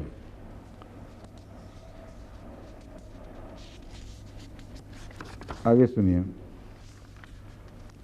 اللہ تعالیٰ فرماتا ہے Trinity کا Bible میں کوئی ذکر نہیں ہے۔ یہ وہ حوالے ہیں جن کے متعلق میں بتا رہا ہوں، میں ان حوالوں کا ذکر کر رہا ہوں جن کے متعلق یہ کہتے ہیں کارڈینل کلیمز جو تھے عیسائیت کے، ان سب کی تکذیب کر دی، اور پھر کہتے ہیں ہم تصدیق کر رہے ہیں۔ قرآن کریم کی تصدیق کے معنی میں نے سمجھا دیے، اس کے متعلق یہ بتا دیا کہ قرآن جو باتیں قرآن بائبل نے نہیں کہیں وہ ہم نشان لگائیں گے ان پر کہ یہ نہیں کہیں، اور جو تم نے اپنی طرف سے بنا لی ہیں وہ بے شمار ہیں جن کا ہم ذکر بھی نہیں کرتے۔ جو کارڈینل دعوی ہیں کرسچینٹی کے، ان کے حوالے میں قرآن کریم کے ان کا حوالہ دیتے ہوئے قرآن کریم جو فرماتا ہے وہ میں سناتا ہوں۔ یا اہل الکتاب لا تغلو فی دینکم، اے اہل کتاب اپنے دین میں حد سے تجاوز نہ کرو، ولا تقولوا علی اللہ الا الحق، خدا کی طرف گاربل منسوب نہ کرو۔ الٹا یہ قصہ چل رہا ہے، قرآن کہتا ہے خدا کے لیے گاربل منسوب نہ کرو خدا کی طرف، حق کے سوا جو تم مصنوعی باتیں بناتے ہو اسی کو گاربل کہتے ہیں۔ انما المسیح عیسی ابن مریم رسول اللہ وکلمتہ، مسیح ابن مریم اللہ کے رسول اور اس کا کلمہ ہے۔ کیا یہ گاربل ہے؟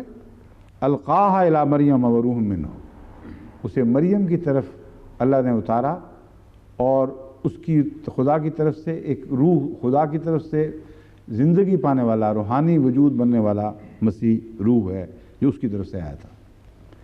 فآمنوا باللہ ورسولہ، اللہ پر اور اس کے رسولوں پر ایمان لے آؤ۔ ولا تقولوا الثلاثہ، اور تین نہ کہو، انتہوا خیر لکم، بعد آ جاؤ تمہارے لیے یہی بہتر ہے۔ انما اللہ الہ واحد، اللہ واحد ہی ہے، ایک ہی ہے، اس کے سوا اور کوئی نہیں۔ سبحانہ ان یکون لہ ولد لہ ما فی السماوات و ما فی الارض، یہ کہتا ہے کارڈینل جو ہمارا دعویٰ تھا بائبل کا، اس کی تصدیق کرنے کے بعد کارڈینل دعووں کی تکذیب کر دی۔ اب اس کی بائبل کا دعویٰ ہے بھی کہ نہیں، اس پر بات سن لیجئے۔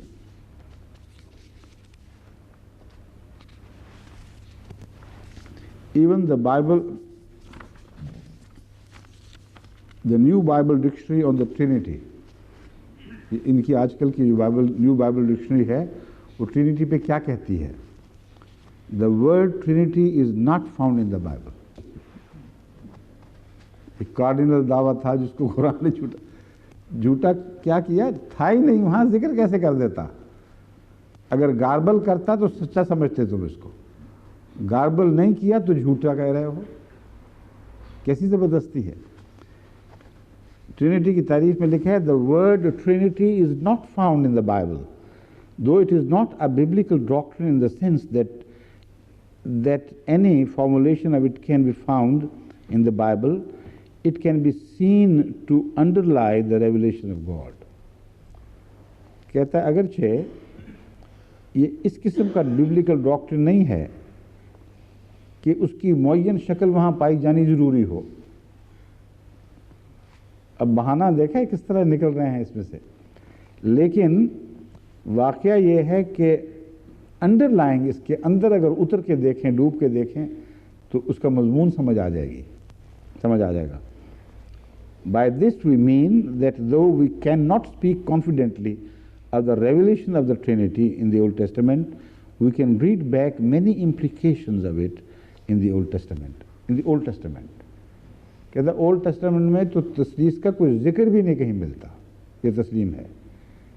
लेकिन अगर हम अपनी मर्ज़ी से उसमें माने तलाश करने की कोशिश करें और घूमें फिरें इधर उधर, तो कुछ ना कुछ हमारे हाथ आ जाएगा। ये है गार्बलिंग। और जब कुरान कहता है कि ट्रिनिटी का कोई जिक्र नहीं, वो बिल्कुल दुरुस्त कहता है। लेकिन कुरान एक और भी बात कहता है। कुरान फरमाता है कि ये जो इन्होंने ट्रिनिटी बना रखी है, खुदा की तरफ से मंसूब करते हैं, ये इससे पहले पुराने लोगों ने बनाई हुई थी। ये तो नक़ाली कर रहे हैं। ये बदख्यालात बाइबल ने मसीह ने पेश नहीं किए थे। पुराने माबूदान बातिला के तसव्वुरात जो रोमन एम्पायर में उससे पहले मिलते थे, पुराने ज़मानों के लेजेंड और मिथ्स, उनसे लिया गया है। इसके मुतालिक history of the old testament by doctor Paul हाइनिश और the religious background of the Bible bye JN. शोफील्ड, इसमें जो लिखा है वो ये है।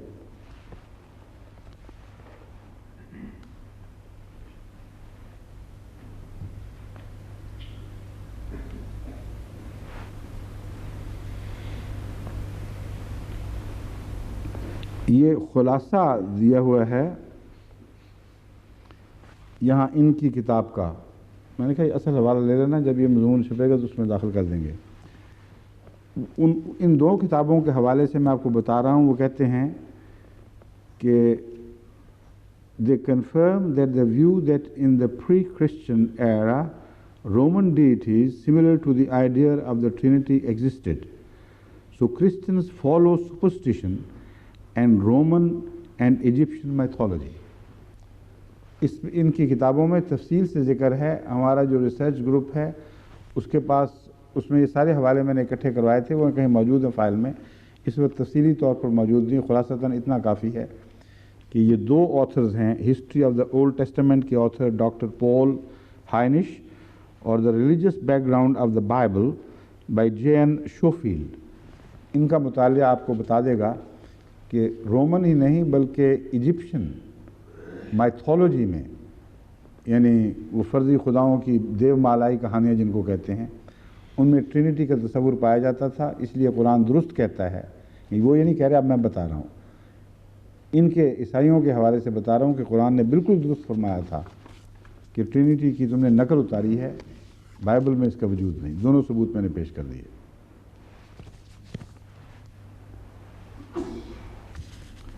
अब बताइए कि कुरान करीम जो ये कहता है कुल या अहल किताब तालो इला कलिमतिन सवाइन, क्या ये गारबल है?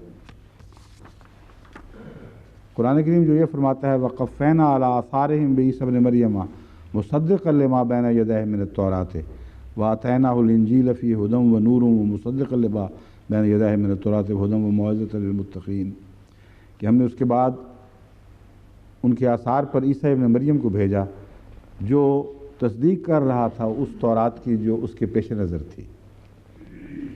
व आतैनाहुल इंजीला, उसको हमने इंजील दी, उसमें हदायत थी और नूर था, और वो तस्दीक करने वाला था उसकी जो उसके पेश नज़र था, या ख़ुद उसका मिसदाक बन कर आया मिनत तौरात, जो तौरात में उसकी पेशगोएँ दर्ज थीं उनका वो मिसदाक बन कर आया। तो दोनों मानों में ये बयान हुआ है। एक जगह मुसद्दिक़न को एक माने में इस्तेमाल फरमाया है, दूसरी जगह दूसरे मानों में।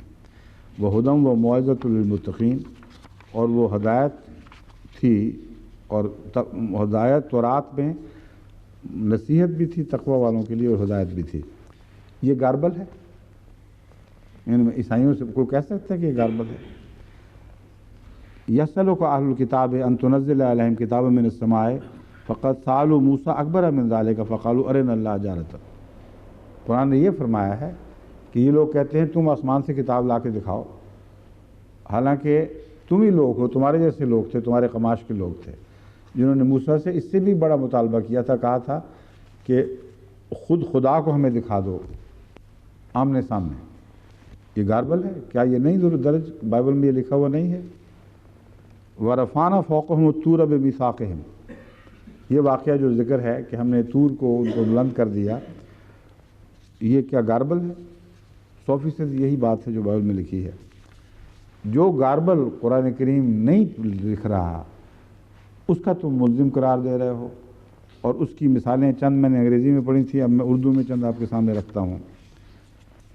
جب نوح اپنی مے کے نشے سے ہوش میں آیا تو جو اس کے چھوٹے بیٹے نے اس کے ساتھ کیا تھا اسے معلوم ہوا۔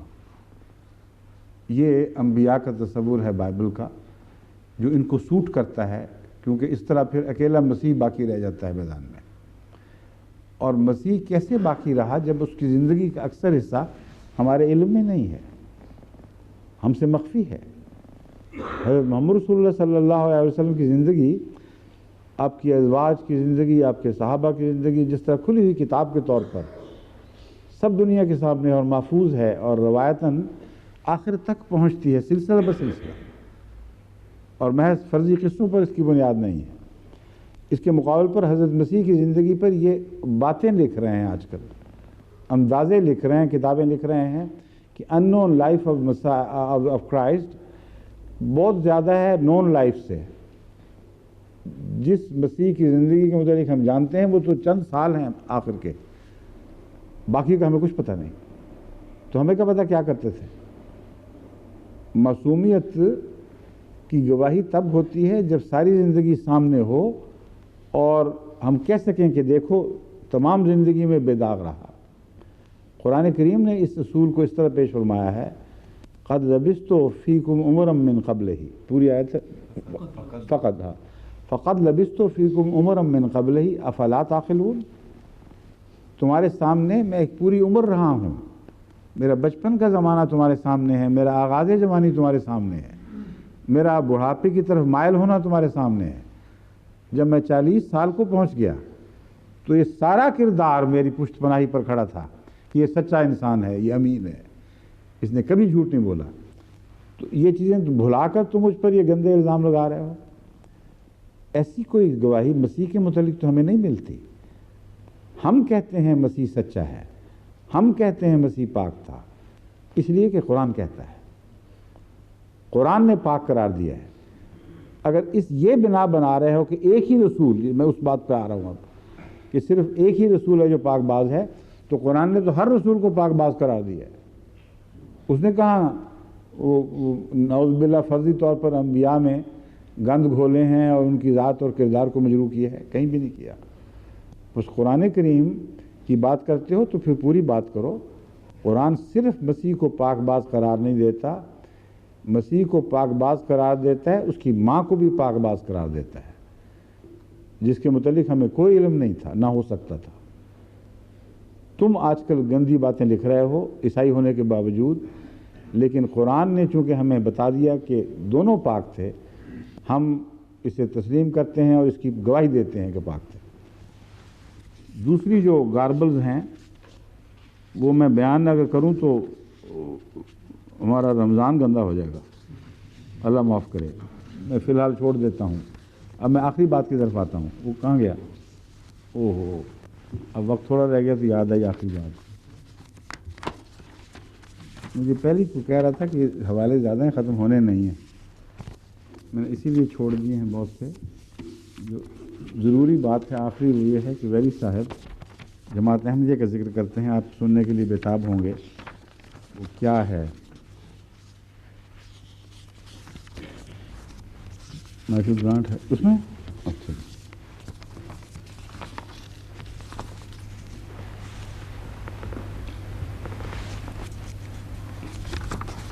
کہ تو وہ ہے، ہمارا تو ذکر ہی کہیں نہیں۔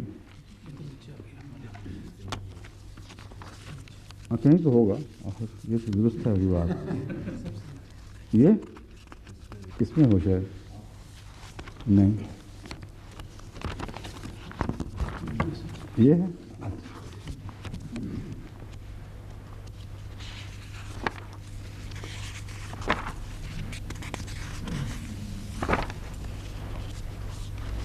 عالم اسلام کی نمائندگی میں مشنری کانفرنس 4 سے 9 اپریل 1906 قاہرہ میں انہوں نے جو تقریر فرمائی، اس تقریر میں یہ کہتے ہیں، گزشتہ چند سالوں میں شمالی ہندوستان کے مسلمانوں میں 2 تحریکات خصوصی توجہ کا مرکز بنی ہوئی ہیں۔ مسلمانوں کے اندر دو جماعتیں ابھری ہیں جن کو الگ فرقہ تصور کیا جاتا ہے۔ ان میں سے ایک جماعت کی بنیاد تو مرحوم سر سید احمد خان نے رکھی، جس کو جدید اسلام کہا جاتا ہے۔ دوسرا فرقہ جس کی طرف ہم نے ابھی اشارہ کیا ہے، اس کی بنیاد مرزا غلام احمد قادیان نے پنجاب میں رکھی۔ یہ فرقہ اپنے آپ کو احمدیہ کہتا ہے۔ اس کے بانی کا دعویٰ ہے کہ وہ 20ویں صدی کے مہدی مسیح ہیں۔ وہ نبی ہونے کا اور آخری زمانے کے مسیح ہونے کا دعوے دار ہے۔ یہ فرقہ ایران کے بابیوں سے بہت تعلق رکھتا ہے۔ اس کو گاربلنگ کہتے ہیں۔ کوئی دور کا بھی علاقہ نہیں ہے نظریات میں، کسی پہلو سے، عمل میں، زندگی کے کسی شعبے میں بھی احمدیت کو نہ بابیوں سے کوئی مشابہت، نہ بہائیوں سے کوئی مشابہت۔ ہم کلیتاً قرآن کے تابع، محمد رسول اللہ کے غلام، اسلام کے ذرے ذرے شوشے پر، ہر شوشے پر عمل کرنے والے، اور وہ ان سے کلیتاً آزاد۔ اب یہ سوال ہے کہ کیا ان صاحب کو بابیوں کا اور بہائیوں کا علم نہیں تھا؟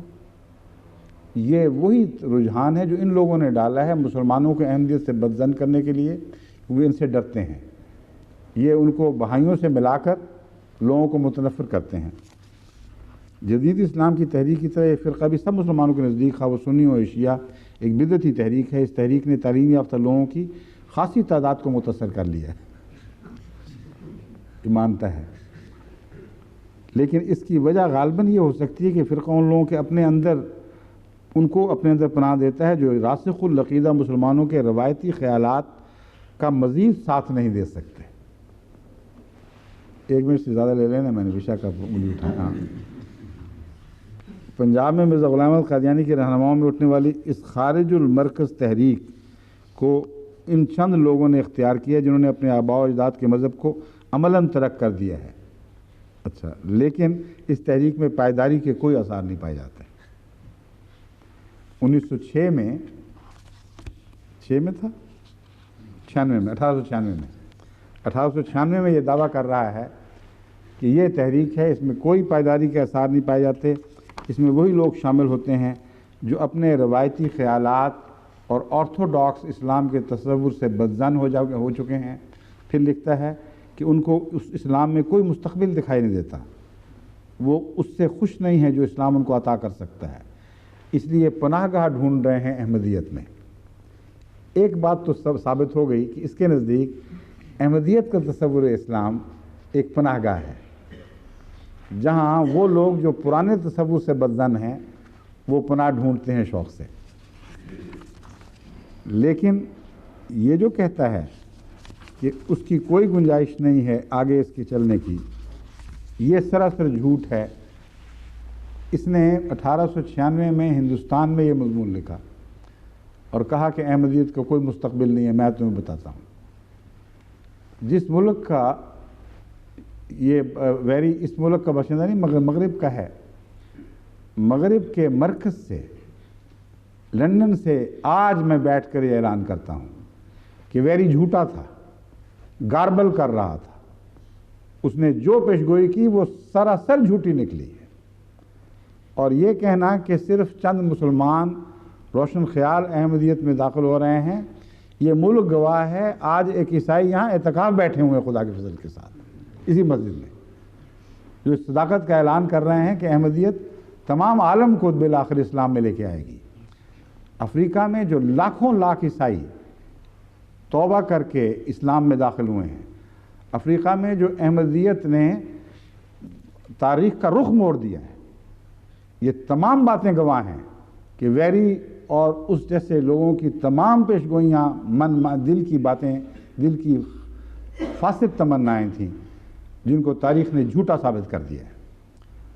بس جو اعلان اس نے ہندوستان میں کیا تھا، آج میں مرکز تثلیث میں بیٹھ کر اس کی تردید کرتا ہوں اور بتاتا ہوں کہ اللہ کے فضل سے احمدیت زندہ ہے اور پہلے سے بڑھ کر زندہ ہے، دنیا کے 134 ممالک میں پھیل چکی ہے، اور ہندوستان اور افریقہ میں جو تم نے عیسائیت کو پھیلانے کے لیے تمام تر کوششیں کی تھیں، سلطنتوں کی پشت پناہی تمہیں حاصل تھی، اربوں روپے تمہیں میسر تھے، ان ساری کوششوں کے باوجود تاریخ کے دھارے کا رخ احمدیت نے موڑ دیا ہے۔